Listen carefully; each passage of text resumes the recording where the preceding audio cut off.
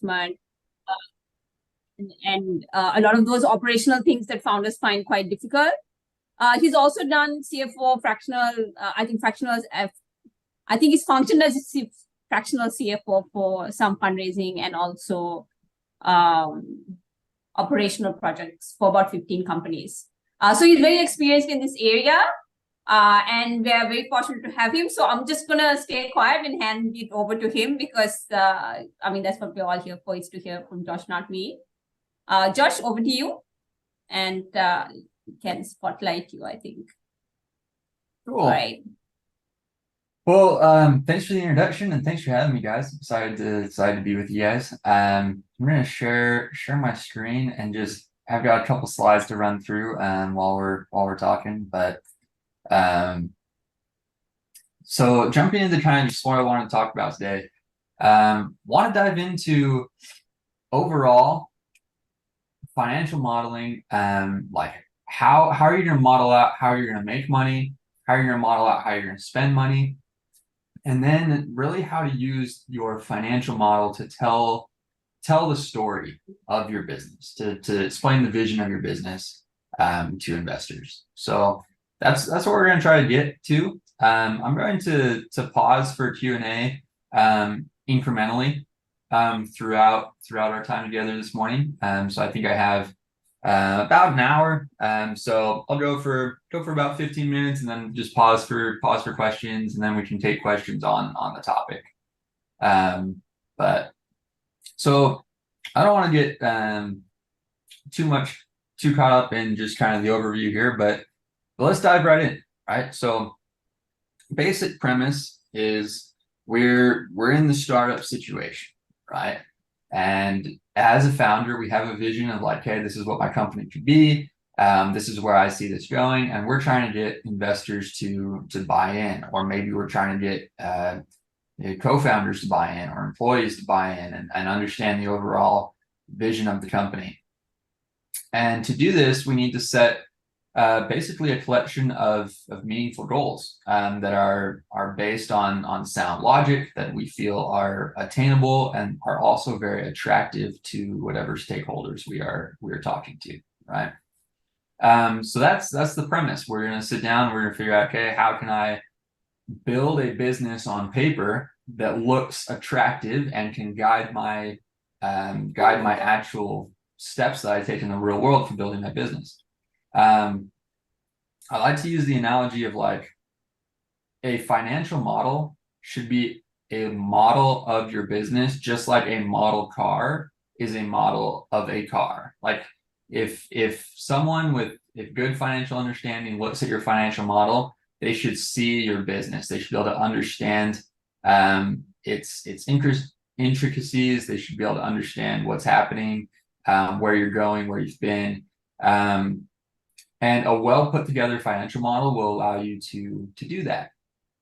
So that's going to be our goal. Is we're just kind of building this model, so to speak. We're going to use numbers to paint the picture of your vision. So the very first thing that I want to talk about is our revenue formula.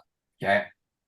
So understanding your revenue formula is huge, and this is probably one of the things that founders struggle with most when it comes to forecasting things, right?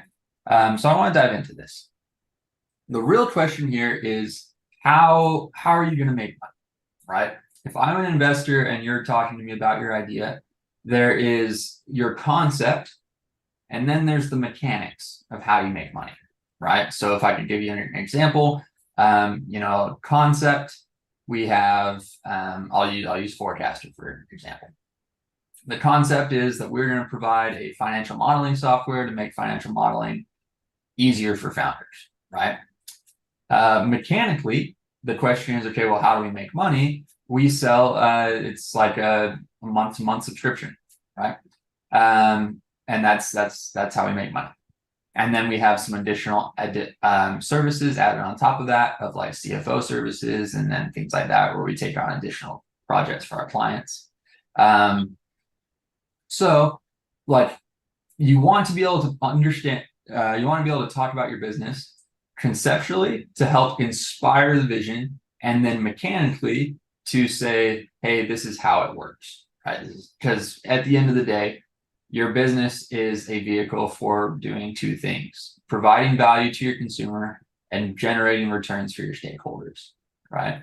So being able to speak in concept and mechanics is going to cover those two bases. I see a lot of founders get caught up in speaking very clearly about their concept, and then oftentimes ignoring or not talking as much about the mechanics, right?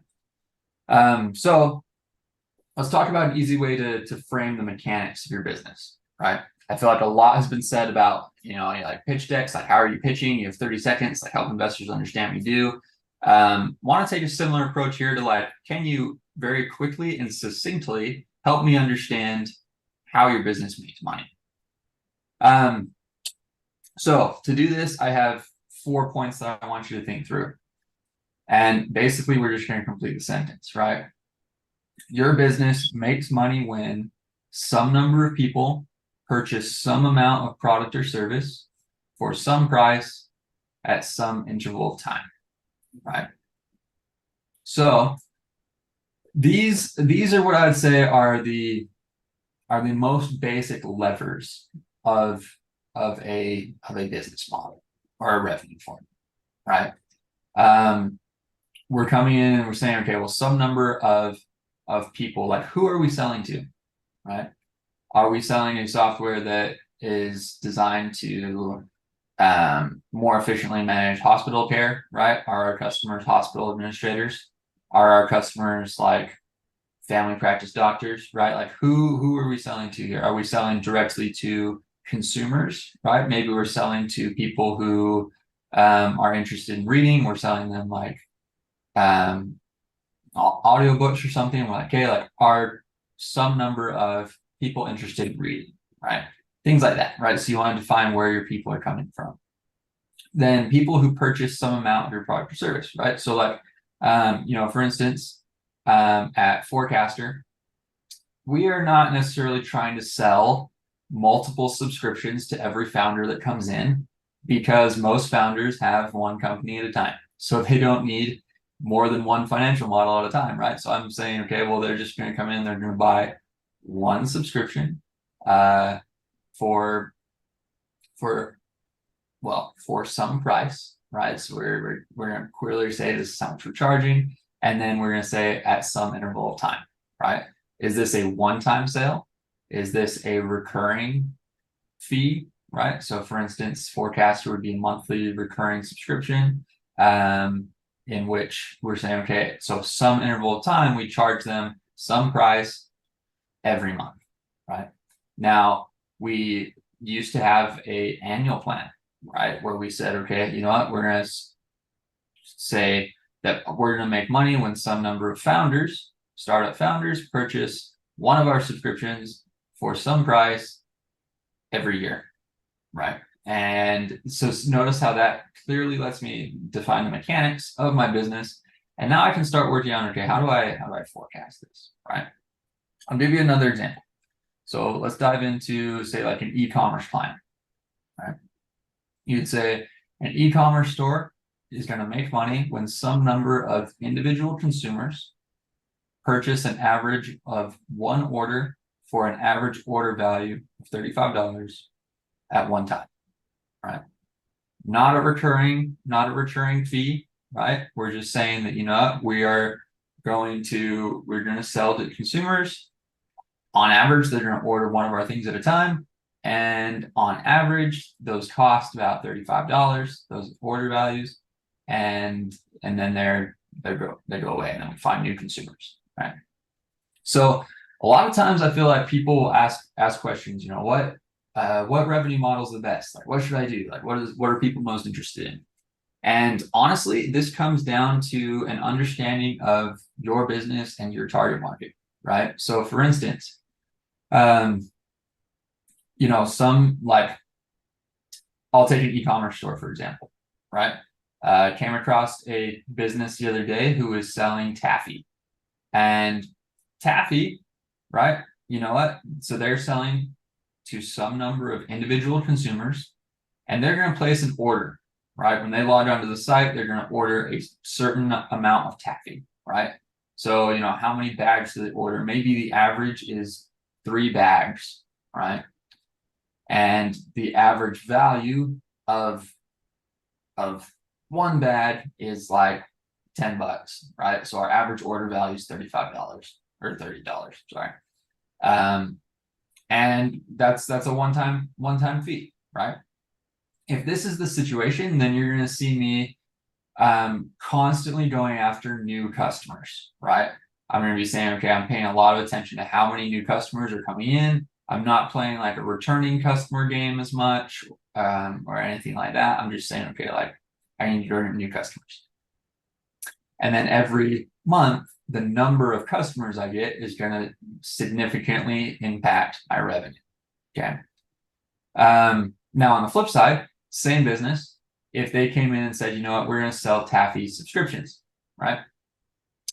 So some number of customers are going to come in, they're going to order a monthly taffy subscription for X number of bags for X number of dollars, and then they're going to be charged recurringly until they cancel their subscriptions, right?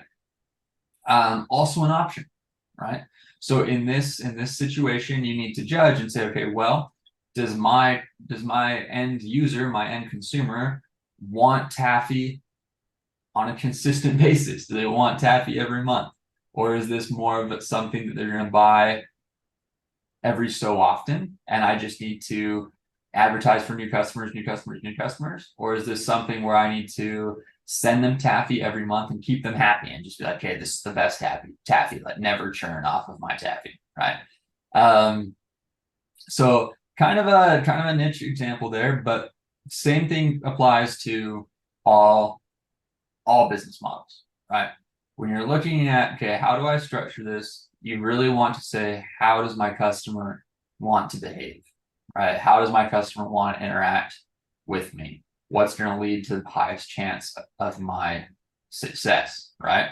Because for instance, if you were to, like all of these levers, toggling these levers change your revenue, right? So if you're getting more customers at a lower price, then you're going to have revenue of X. If you're getting less customers at a higher price, you're going to have revenue of Y.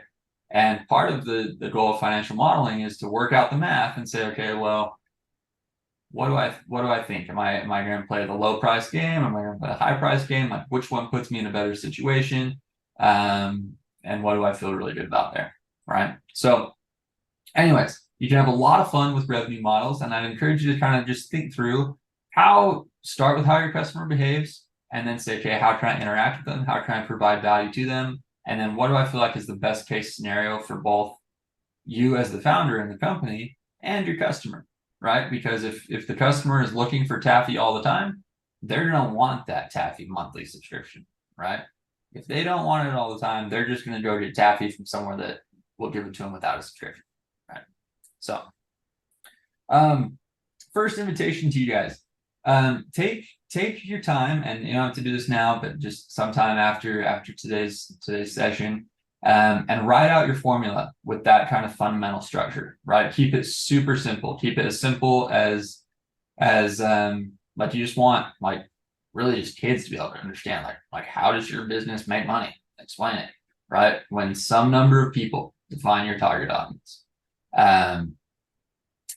purchase some amount of your product or service at some price at some interval of time, right? Write it up. Be able to define it very simply. This is how simple business models can be, right? Like if I had that simple formula, I could forecast out a business model. Now, to show you one step deeper of how this might look in a little bit more mathematical terms, let's look at the same business, e-commerce revenue model. So anything in green here, or teal, or whatever that is what I would say is a lever or an input of this revenue model. Okay, so it's all equations here, right? Oh, there should be a multiplication sign right here. Pretend there is.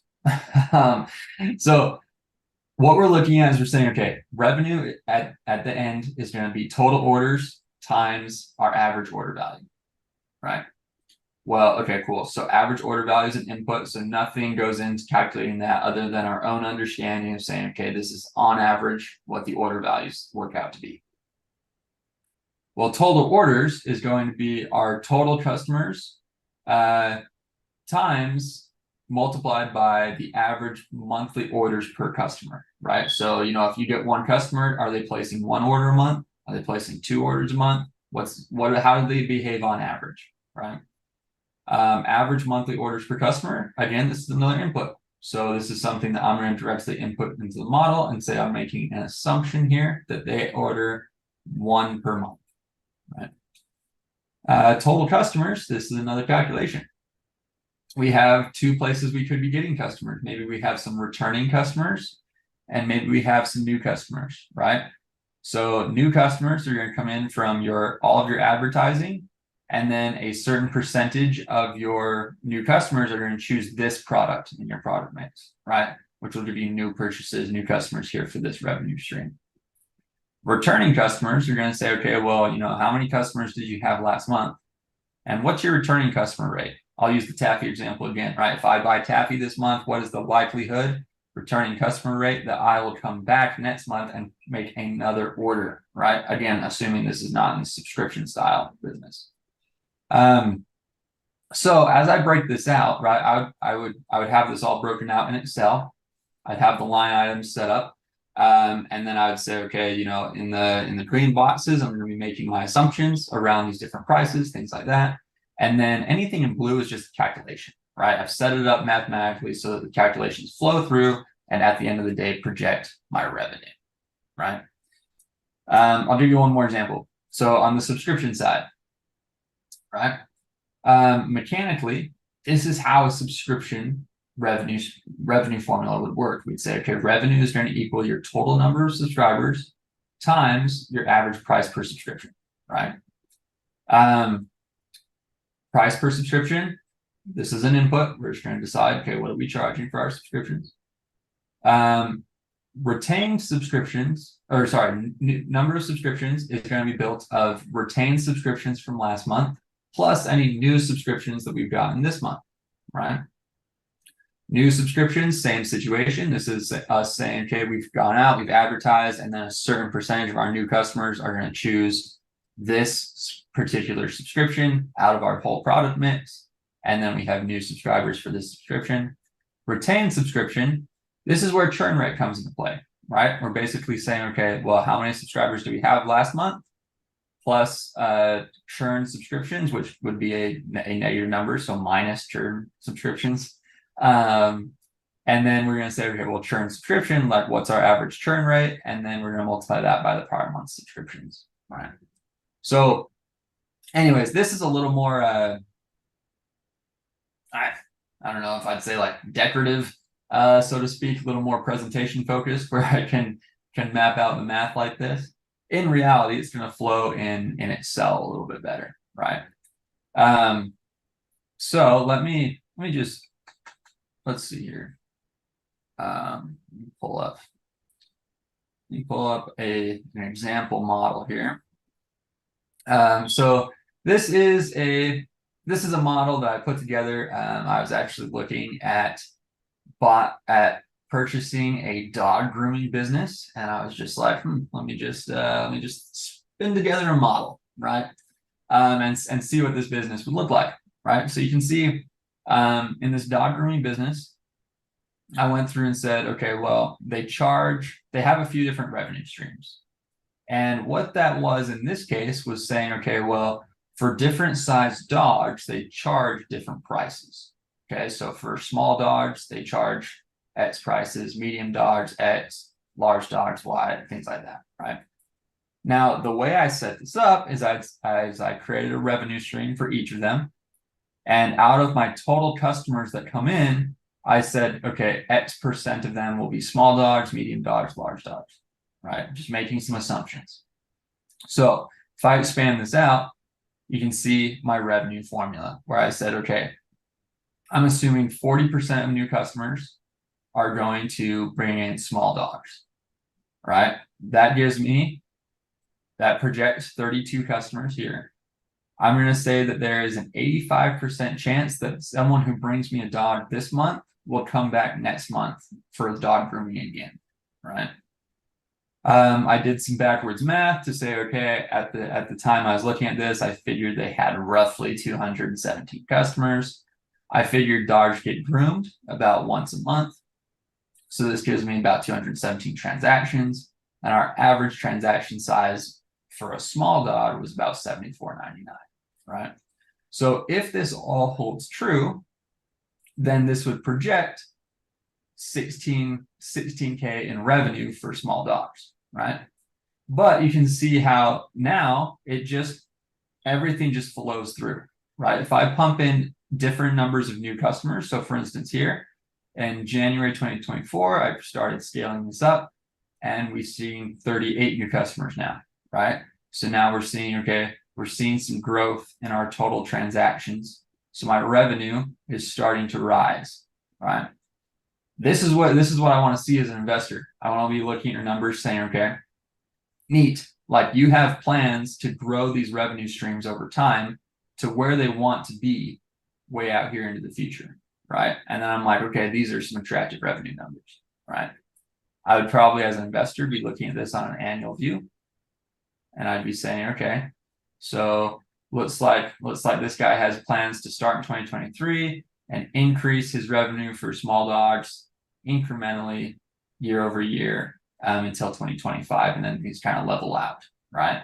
And I'm like, okay, interesting. So anyways, just kind of an example of how you'd want to set that up. And you can set something up very similar to this in Excel. If you're really purposeful about how you do your calculations and your structure, you can make it look very similar to this. And it's a great way for investors to be able to look into your business and say, and really understand, like, hey, this is how this works, right? So I'm going to one more thing on this, and then I'm going to pause for questions. Okay. So the next part of this, and like that I'm going to break out separately, is where are your customers coming from, right? When it comes to your revenue formula, okay, like I have my formula set up here, right? A good revenue formula just stays totally the same. And then if I want to pump in different numbers of new customers, right? Say I want 100 new customers here, boom, it calculates my revenue, right? If I want 150 new customers here, boom, it calculates my revenue, right? And so a good revenue formula just stays the same. One of the biggest levers in the revenue formula is how many customers we are able to pump into that formula, right? So a business is a money-making machine. Money goes out, which we spend on marketing to go and get customers. And then when customers come in, they bring money in. The idea and the hope is that we're going to spend less money on marketing than comes in from our customers, right? So sales forecasting, right? The idea is, where are your customers coming from, and how many are you getting, and what is it costing you, right? I don't really have a slide for this one, I guess. Let me just go back to my fake model here. So in your model, you're going to want to create a section called customer acquisition. Okay. So for instance, right, maybe I have two strategies in this dog grooming business, right? I looked them up. I was like, okay, they're not running paid ads. I think I can run paid ads pretty well. So I'm like, okay, maybe I'll run some paid ads and help grow this business, right? However, doing some diligence on their historicals, all I could see is they just had roughly 80 new customers a month, right? And they had not broken out where these customers came from, right? So me looking at, like, okay, how do I level up this business? I added an additional sales funnel, right? Now, sales funnels work mathematically, just like revenue formulas do, right? So you can see I'm making an assumption. If I was to spend $2,500 a month and my cost per click was $3, right? And here, let's break this out actually. And then my conversion rate. Yeah, and then I had a conversion rate of 2% on my total clicks. Then I would get 16 customers a month, right? Now, if I was to change this and pump up the budget, like maybe I want this budget to grow by 10% every month, right? Then we're going to see that we start to get more and more customers over time, right? My sales funnel is now taking, okay, like these are my base inputs, my budget, my cost per click. If I can improve these inputs, I'm going to start getting more and more customers all the time, right? Until if I scroll all the way out, I'm getting a ton of customers, right? Now, 685 customers for this dog grooming business, probably not realistic. So I'd probably rethink that one. But these are the types of assumptions you want to see in your financial model of saying like, okay, like I understand the levers of my business and I understand how and I have plans to improve them, right? Anyways, so when you think through your business, think through, okay, how am I going to get customers? Come up with your specific strategies. I would maybe come up like pick your top three that you're most confident in, right? I know customers, you're like, they'll come from everywhere. Founders have plans to get them all over the place. And I would encourage you to focus on the top three. If I see a financial model that has just like 1 million customer acquisition lines, my first thought is, oh, well, this founder doesn't really know where their customers come from. They're trying everything, right? So that's what I would say there. So a lot of different ways to kind of mathematically work this out, but explain to me, you know, how are you finding customers? What drives this? Things like that. So I'm gonna pause there, right? The idea is revenue formulas, figure out how your business works, figure out where your customers are coming from, so that then we can set meaningful revenue goals that start to look attractive to investors, right?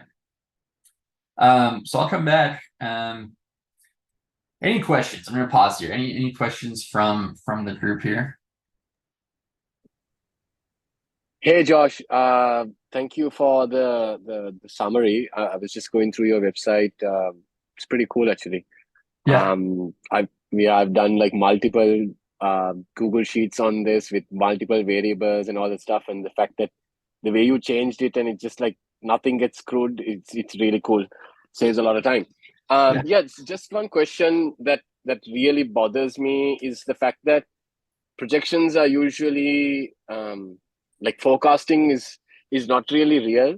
Like you can put numbers based on, I don't know, whim, based on a certain target that you want to hit. It's not really real, especially as a startup, because you don't have historical data. And especially if it's a startup that is doing something that has no incumbent in the space. So we don't really know how the adoption is going to be, how all that is going to be. So in that case, how do you usually, like when you project, what are the measures that you take to ensure that what you're doing is actually feasible in the sense? Do you like, am I putting these numbers? How do I make sure that these numbers are what do I call, like, practical? Do you get what I mean? Yeah, totally. Yeah, so it is not hard. Well, and like having looked at a lot of models, right? It's not hard to find a model that is just like full of smoke and just a bunch of assumptions that are unfounded. And so it's not hard to identify that versus a model that is really like grounded in reality, right? Couple things I'd throw out there, right? One, like ideally, I would be updating a financial model month to month, right? If I come out in January and I say, you know what, I have sales goals of X by June, and I'm going to be making all this money by June. It's really common that I see clients do that, and then June comes around and they've been delayed and they just have way less sales than they expect they would, right? I'm going to update that financial model. I'm going to say, okay, like, look, I don't have 100 subscribers right now. I only have 20, right? And that's a very different revenue projection. Okay. So first thing I'd say is updating your financial model either monthly or probably quarterly. I see it most commonly being updated quarterly, to make sure it's really grounded in reality, right? I don't think you need to update it like definitely not weekly, monthly at the soonest, or at the shortest interval. Quarterly is most feasible because you're going to go out, you're going to build the business for a couple months, then you're going to check back in and say, okay, let's update these goals and make sure everything's still on track, right? So that's one thing I'd throw out.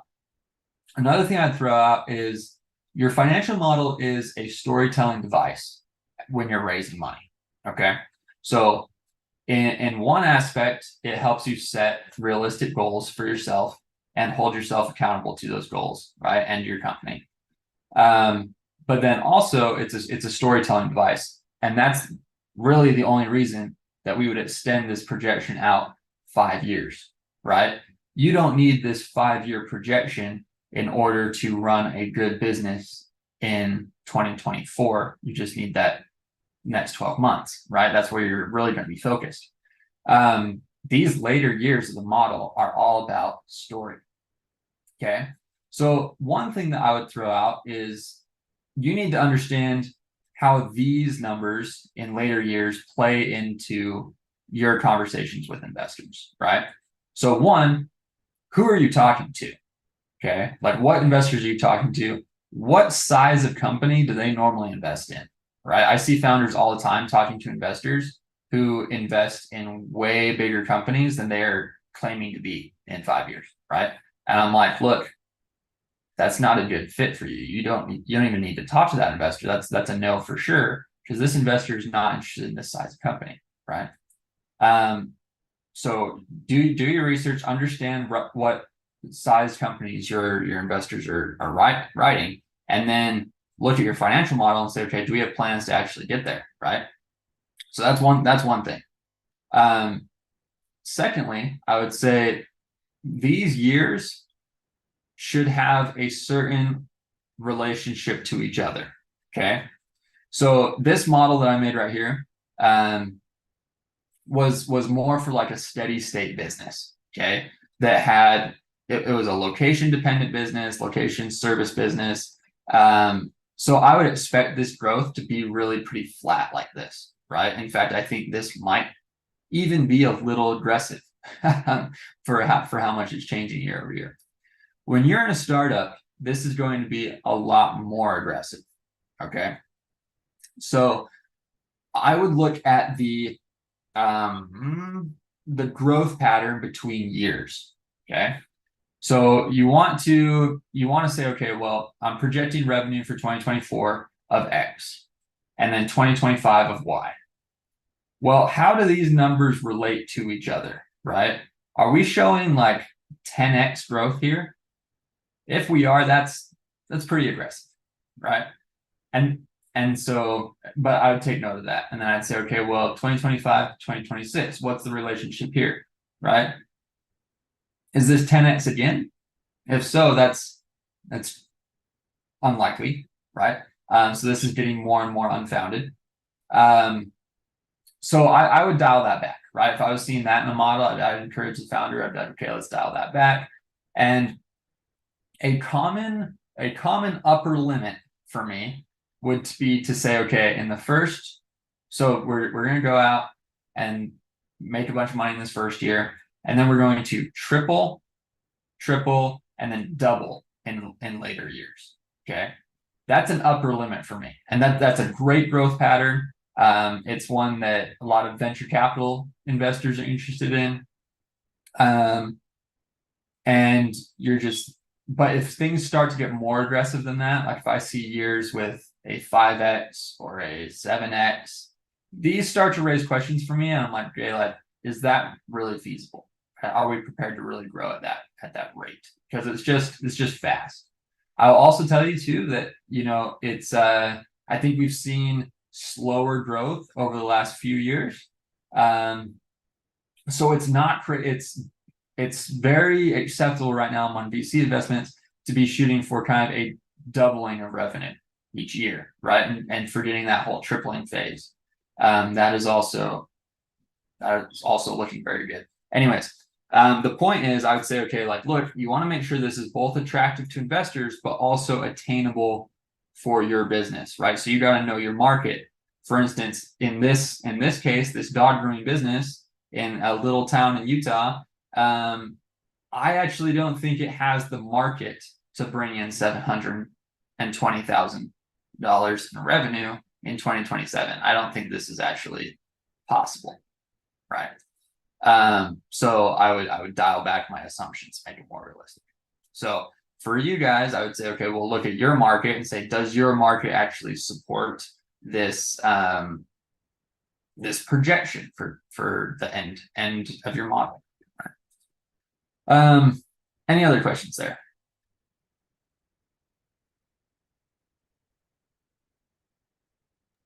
Thank you.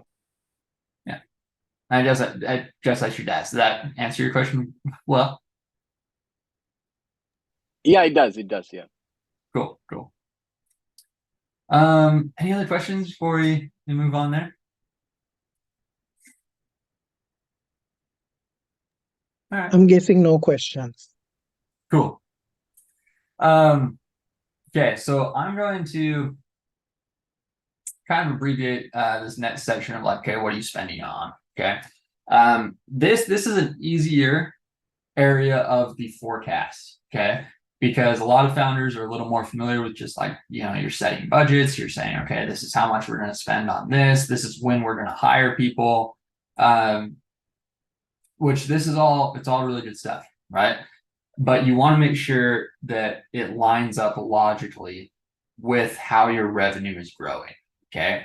The biggest mistake I see founders making in their financial models when it comes to their costs is their costs do not scale proportionately with their revenue, okay? And this is a problem because if I am a financially savvy investor and I'm looking at a financial model and you're showing me revenue of 5 million in year 5, and you're still spending the same amount of money you are to run this business in year 5 as you are in year 1, I'm like, okay, this founder does not know what it takes to scale a business like this, right? They're stuck thinking in current day, and they don't understand how much it's going to take to reach those goals. So this makes me question, can they reach those goals? Are they actually bringing in the resources and the team that they're going to need to reach those goals? And 2, what do their margins actually look like? Like, is this actually going to be a profitable business? Do they understand that well enough? Like, these are all questions that would come up as red flags in my mind if I saw significantly low expenses, right? So basically, you have 3 ways of spending money that you want to be aware of. One comes down to what I call cost of goods sold or cost of sales. This is like anything that is any costs that are incurred in delivering your service or your goods, right? So again, like in the taffy business, if there is an average order of 1 bag of taffy for $10, and it costs $4 to make that taffy bag, well, your cost of sales, your cost of goods sold would be that $4, and every bag you sell is going to be $4 of cost coming in on your books, right? $4 of inventory cost. So you can think of it that way. If you're running more of like a software style business, I would expect your cost of goods sold to be very low, right? But still things like your hosting fees or things like that could be considered your cost of goods sold. The biggest thing you want to look at there is understanding what your gross margin looks like. Okay, gross margin is an important number, and based on the type of business that you're running, you want to know, like, one, what other types of businesses, like what kind of gross margins do they have, right? And can you compete with them, right? Can you make yours a little bit better? Can you get close, right? Is it going to be a lower gross margin to start, but then we'll catch up in later years? Like, tell me the story around gross margin, right? A higher gross margin is going to indicate your company is more easily scalable. A lower gross margin,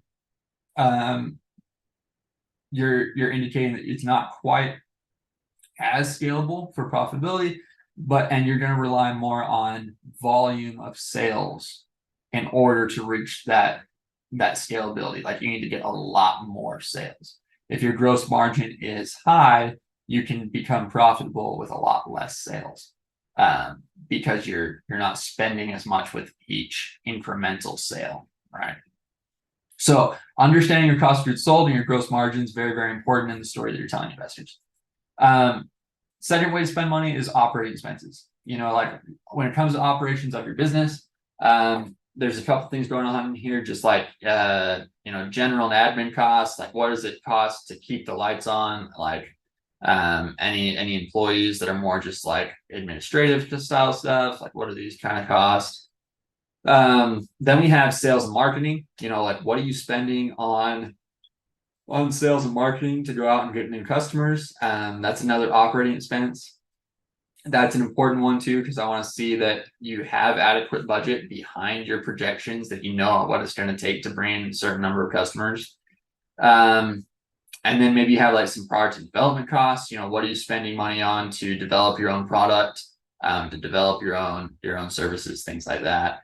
Which ideally I would expect to see something in that category for startups, because I'm investing in you as a startup, and then I'm expecting you to develop a little bit, and you know, hopefully the company in year one selling whatever they sell there, their product has developed and become a little bit better by year 5, especially in the software world. I expect to see a lot more expense in product development, because you're going to be continually refining that over time. The third thing that you might spend money on would be a purchase of assets. So, you know, do you need to go out and buy any equipment for your company? Things like that. This is another one where, especially if you're talking to investors, right? This can be a significant use of funds when you're raising. So just be aware, okay, like, you know, what am I spending money on? How's that going to support the growth of my business? Okay. So I'll leave it at that. The next thing I want to get into before we jump off today is really the story that you want to tell with your financial model. Okay. Now, the story with your financial model, I can tell the same story with every business, and only the specifics change. Okay. A financially minded founder, you're telling the same story as every other financially minded founder, right? And I'm going to tell you what that story is. So I'm going to jump back to this page here. I'm just going to dial back this growth really quick. Just put it back where it used to be. So you can see this is all the assumptions tab, like where my model is built. If you are building your own financial model, make sure you have a summary tab. Okay. A summary tab where you can look at how the business is performing year on year, and then a summary tab where you can look at how the business is performing month on month, right? And figure out what the story is telling. Okay. So to do so, I want you to pay attention to a few key numbers. Okay. The basic premise is, I believe that I can achieve these revenue goals. It's my understanding that it will cost X and Y to support that growth, and I can become profitable at a certain date and time. Okay. So, and let me actually, here we can illustrate this a little bit better. We just say, maybe we'll just start this at 40 and we'll ramp it up to 80 here.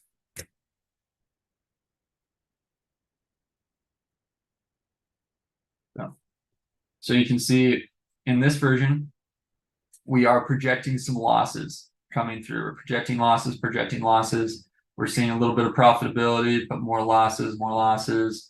And then we're reaching profitability here almost a year after I considered buying a business, right? So the story that I'm going to tell is, hey, I've identified this business, or if I'm the founder, I have plans for this business. if I can reach 2024 here, and go right into the months, if I can reach April 2024, I'm projecting that I will have a profitable business going forward, right? And in the end, I'm going to reach these growth targets of 500K, 600K. I'm going to level out at about 600K here, right? Your business is going to grow a lot more than this one. I'll tell you that, right? That's my claim. I'm saying, okay, I can go do these things. Second, the next question or the next part of your story is, how much money do I need to get there, right? So here you can see that I'm looking at my statement of cash flows, tracking my cash, and I'm saying I'm starting with 0 cash here. I'm coming in and I'm saying, okay, in order to reach profitability, I would need to come up with $196,000 to reach this point where my business starts generating cash for me. And it's not just burning cash, because you can see here, it's changing cash is red. I'm just burning cash, burning cash, burning cash, burning cash, burning cash, burning cash. And then eventually I start bringing in cash, right? So I'm going to look at the lowest point my cash gets, and right here, it's about 200K. I'm going to say, okay, investors, if you like, I can reach all these goals, I plan to do it. All I need is 200K to get there, and then I'm going to be able to give you returns on investment going forward, right? So that maybe we go and sell this business later. The investor owns a portion, and then they're like, oh, nice, like you built this business bigger, now we can sell it for more, things like that, right? So then you can explore various things, right? You're like, okay, well, maybe am I going to take out a loan for $100,000 and then raise $96,000? This is like that, right? You're going to say, okay, how can I finance this growth pattern? Where can I come up with this money? Is it going to be from banks and lenders? Is it going to be from investors? Is the check size I'm looking for big enough for VCs, or should I be focused on angels, right? All of those questions. But in the end, the story is very simple, right? In the income statement, this is all about how your business is performing. You're saying, hey, I have some plans to grow and develop. It's going to take some money. We're posting some losses. I'm going to eventually get to a point where I'm profitable. In order to reach that point, I need X amount of money. And if I get it, I can go on and reach these very attractive revenue goals in later years, right? So that's kind of story you tell. And anytime you are walking an investor through your model, or anytime you're talking to an investor about your model, you want to walk them through it, right? You want to be able to explain, okay, hey, investor, this is what my model looks like. I'm assuming I have these revenue streams. My cost of goods sold are this is where this comes from, yada yada, right? All those things. And then you're always coming back to that basic story, right? Okay, I have plans, I have goals to reach profitability at this date. I need X amount of money to get there. If I do, I'm going to go on to hit these other more attractive goals, and then we can either sell this business or take it on to IPO or whatever, right? So anyways, that's kind of the story you want to tell.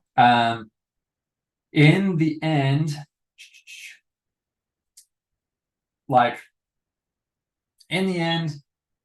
you want to make it fairly simple. Okay, so this is something that I would practice doing, like with my clients. I would have them literally practice walking through their financial model, explaining their model to investors, and things like that, so that you're able to really talk about that clearly and succinctly. But cool. Well, I'll pause again. We have just a little bit of time left here, but do we have any other questions that we want to talk about before we jump today? Any questions on the storytelling part?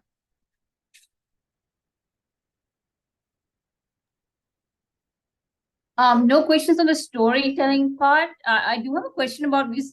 Founders tend to underestimate their costs sometimes when they do the financial model. So I guess the first question is, where do they commonly underestimate their costs? Other question would be like as a buffer, like do you recommend like they put like a certain percentage as like cost overrun or something like that? What would that percentage be? Does it change by industry? Cool. Yeah, so I would say one thing I'd always look at is the ratio of certain expenses to revenue. Okay. So I'd be paying really close attention to what amount of revenue am I getting, and then how much of that revenue am I spending on certain activities, right? So again, this is not a venture fundable business right here. I should have come with a better example here, but basically I'd be saying, okay, in 2024, right? What am I spending on G&A, and what is that compared to revenue, right? So this is roughly 20%. Sales and marketing, roughly 20%. Personnel costs, roughly 10%, right? So in a venture fundable, in a venture-backed business, these numbers are going to be often higher than revenue in the early years, right? And then they taper out to some pretty standard norms. Like I would expect to see sales and marketing being around 20% of revenue in later years. In early years, it may be around 20%. It also may be higher, so don't worry about that. Personnel costs, I also see hovering between 20 to 30% in later years, and often much higher than that in early years, because your people, especially in a startup situation, are going to be one of the most expensive most expensive parts of your business. So I most often see founders being pretty lean there. Like they underestimate how much it's going to cost in marketing to grow their business, because like they're not marketers, right? Having maybe not done marketing for a business or worked in a large corporate marketing environment, they just don't understand what marketing takes for a $20 million business, right? So I often see that coming in pretty low. Personnel costs, I also see coming in pretty low sometimes. I think founders are naturally optimistic and think that they can do more with a smaller team than is sometimes realistic. I think I commonly see founders being like, hey Josh, like we need to yeah, we do need to hire more aggressively than this, and then they come back and add more people to their hiring plan. But those are probably the two biggest areas. So does that help? Yep. Do you recommend a cost overrun in the financial model or no? Say that one more time. Like in some models you put like a percentage, like you have your costs, but then you assume that something might go wrong, or you underestimate your costs, so they put like a percentage. Would you recommend a number for that, or better not to put it in? I would say it's pretty common to see models have a buffer of like 5%, even 10%, honestly. Just depending on how clear you are with your costs, right? I would pay attention to margins to answer that question, right? So if I was working with you through your model, I'd say, okay, well, does a 3% margin make sense in 2024? And you're like, you know what, I don't actually envision this being profitable until 25. And I'm like, okay, well, we might not know what we're spending money on here in 2024 exactly yet. So let's add in a 10% buffer. And make these margins make more sense. And then we can kind of change that over time, right? But yes, anywhere between kind of 5 or 10%. Anything bigger than 10% as a buffer is pretty concerning. It's just like, okay, like why is the founder so unclear about how they're spending their money? 5 to 10% is probably acceptable. I would lean towards 5 if you could, and then be more specific in your expenses where you can, because like in theory, you have the most control over your expenses out of everything in this model, right? It's just budgeting. So if I'm an investor, I want to see that you have clear plans for my money. You know how you're going to spend it. And then I'm going to be asking myself, does it make sense that if they spend it in this way, that they can actually reach these revenue targets? And if the answer is yes, I'm probably going to invest, right? So, All right, thanks. cool. One more minute. Any other questions before we jump, or is everyone feeling good there? Hey Josh, just one thing. I'm really like convinced to use your app, use your software, the forecaster.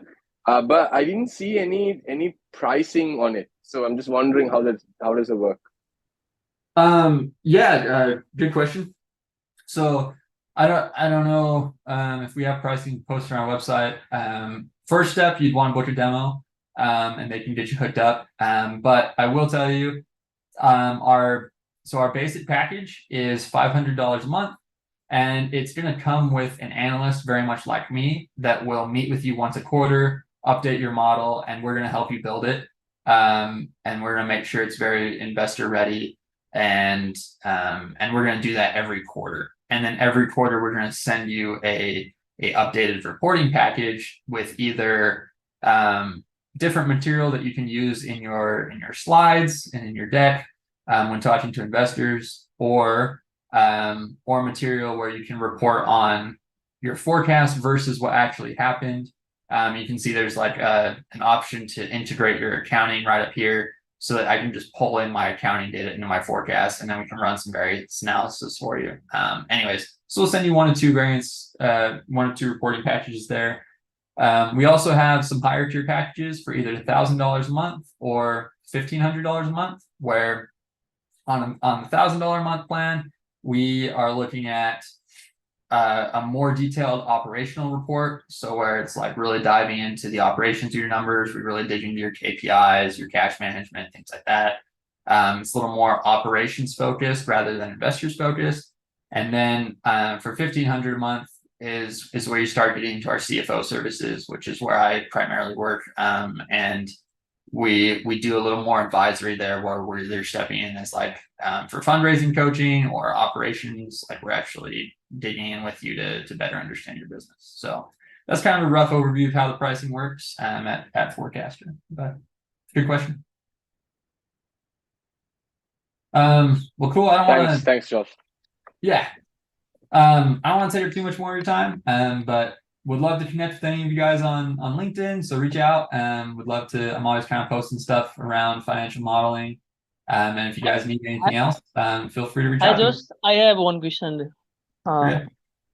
Okay, so can we make the revenue model and the financial model ready without having any customers or revenue? Yeah, totally. I mean, so basically what that would look like is you just have 0 in revenue, but then we're planning on some development expenses. And then at a certain point in time, our revenue is going to start. And then we're going to go on and reach our revenue goals from there, right? So we are modifying its revenue on the basis of the quad, right? Like, say that again. Suppose if you have the 0 revenue, Yep. then any number we put in the financial model will be the hypothesis, right? It will say that last part again. Any money we put in the model will be hypothesis, or just a random number, right? Oh, It means hypothetical. Yeah, kind of. Yeah. And we need to update it in the quad basis or a monthly basis. How can we do that to make the exact business financial model? Yep. So like it's literally just the process of like getting in either quarterly or monthly, and either pushing back your sales goals. We're saying, hey, we exceeded our sales goals, or if revenue still hasn't started yet, adjusting your expense budgets. If revenue and expenses both still haven't started yet, then you're just kind of adjusting the start dates and saying, you know what, like nothing started in this business yet. Let's push it back and keep telling the same story. That kind of thing. So pretty manual when you're adjusting models like that.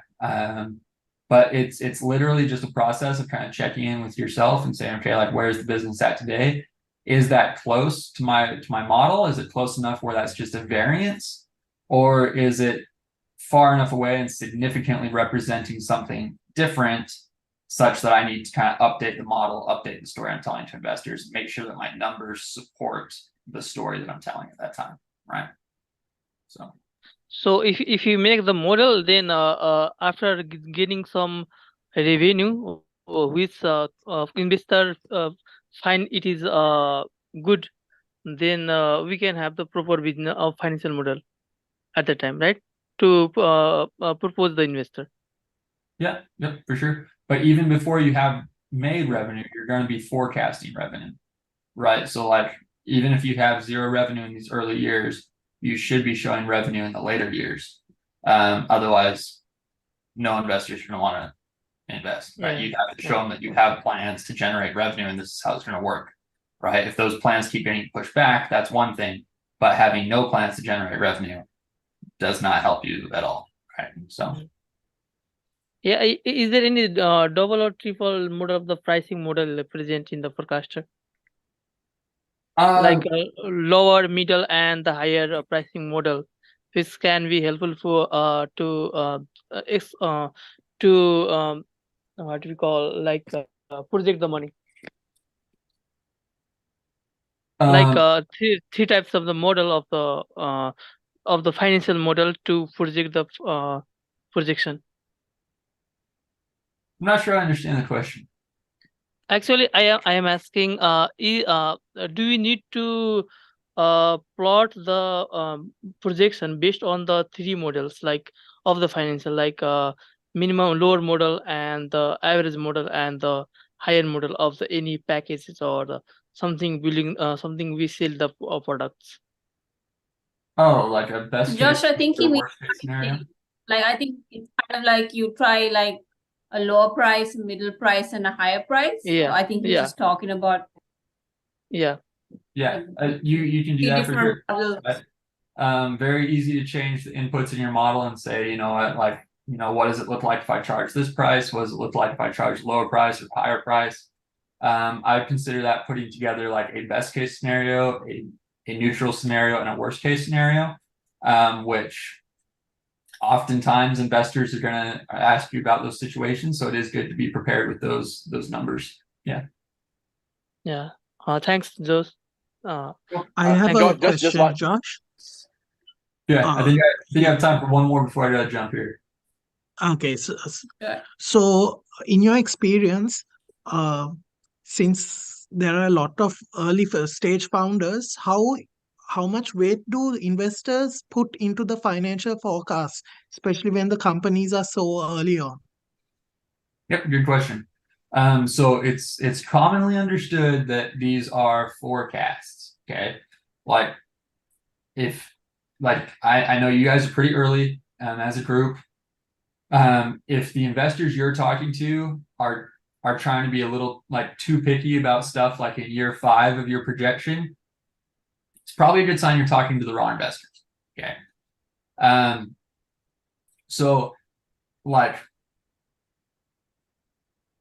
at this stage, you don't have to be overly precise or overly concerned about being too precise. Okay. But you should be really concerned about the logic behind your financial model and the story that you're telling. Okay. Because you do need to demonstrate that you have plans to do something attractive with your business, right? Like this is your opportunity to show investors that, hey, I have plans to do something with your money that will look attractive to you, right? You want to be a part of. So you got to be able to show them that, right? And then the costs and things like that, you know, this is really coming down to building their confidence in you as an operator. Like, how well do you understand what this is going to take to grow your business? And the key thing that I would encourage you to keep in mind is anytime you're fundraising, whether it be like when you're pitching or walking someone through your financial model, there's a process of like you're making a promise and then you're going to go out and perform, right? So you need to be ready to like you're promising and performing. If you're promising too high, then you're going to always come in and just be letting your investors down, letting them down. You're not going to raise additional funding from them, right? If you are promising too low, well, maybe no one's going to want to invest because it doesn't look very exciting, right? So I would keep in mind that it is at this stage primarily a storytelling device, like help people see your vision, help people build their confidence in you as an operator, and then also using it to set realistic goals for yourself and understanding like, hey, if I'm going to reach 10 million in revenue in year 5, well, what do I have to be doing today? Like what run rate should I be planning on? All that jazz, right? And then your goals are they're going to be set for you, and you're going to need to chase those down because you've promised those to investors, and now it's up to you to perform, right?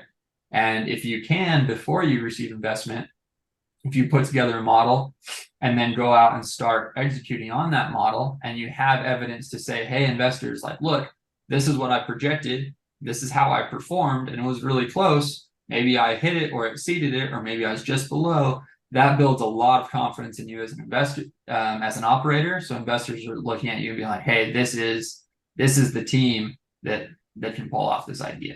So that's kind of how I'd answer that. Hopefully that helps, but I've got to jump. So I'll leave you. All right. Thanks, Josh. Thanks a lot, John. Next time, but okay. Really Good to see appreciate you. it. Okay.